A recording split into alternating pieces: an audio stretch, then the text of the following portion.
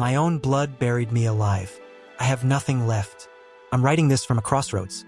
A place where I have absolutely nothing left to lose. People say, blood is thicker than water. They say family never betrays you. But today, my own blood, my own family, has buried me alive. I don't know if anyone will even read this, but I need to get this poison out of my chest, just so I can breathe again. Growing up, we were a standard middle-class family. Dad had a stable government job. Mom took care of the house. As the oldest son, I always knew there was a weight on my shoulders. I wasn't a genius, but I worked hard, and I stayed honest. Then there was my younger brother, Austin. Austin was always the wild one, restless, stubborn. My parents always gave him a pass, because he was the baby of the family. I never complained. I thought, I'm the older brother. It's my job to take the hit. But last year, everything changed. Austin was in college, and he started heading down a dark path. He got involved with a bad crowd, started using drugs. One night, I found cash and a stash of illegal substances in his room. He begged me, literally got on his knees, crying, promising he'd clean up his act. As his big brother, I wanted to protect him. I didn't tell my parents because I didn't want his life to be ruined. That was the biggest mistake of my life. A week later, the police raided our house. Austin had tipped someone off, or he knew it was coming. He coldly, calculatedly, moved his entire stash into my room, under my mattress. When the cops pulled those bags out, my heart stopped. I looked at Austin, and he was sobbing, putting on a performance of a lifetime. He looked at me and screamed, "Why, man? Why would you do this? I told you to stop."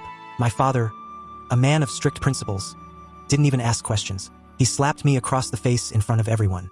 He yelled, "How could I raise such a monster? You've destroyed this family's name." My mother, the woman who used to be my shield, looked at me with pure disgust. I screamed. I begged, "Mom, it's not mine. I didn't even know it was there." But nobody believed me. The truth was smothered by Austin's acting. That same night, my dad threw my clothes into a trash bag and kicked me out. He told me, "You have no home here. As far as I'm concerned, you're dead. If I ever see your face again, I'll end it all." It was 2 a.m. I had a few $100s and a bag of clothes. I walked the streets of the city alone. That night, I realized how massive and how cruel the world really is. The family I would have died for threw me away like garbage in a single heartbeat. The next few months were black. I couldn't find a job because of the police record. No relatives would take me in. They'd all heard the story, that I was a junkie and a criminal. I slept in train stations, on rainy nights. When I was soaked to the bone, I'd wonder, is Mom crying for me tonight? Is Dad even checking to see if I'm alive? My life turned into a hollow shell. Depression hit me so hard. I tried to end it a few times, but I couldn't do it. I felt like, if I died with this lie over my head, I'd never find peace, even in the afterlife. It's been a year now. I work in a small grease-stained garage. I spend my days covered in oil, just to afford a meal.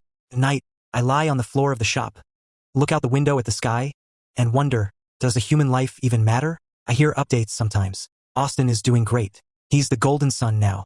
The fact that he framed me, that he ruined me, will probably never come out.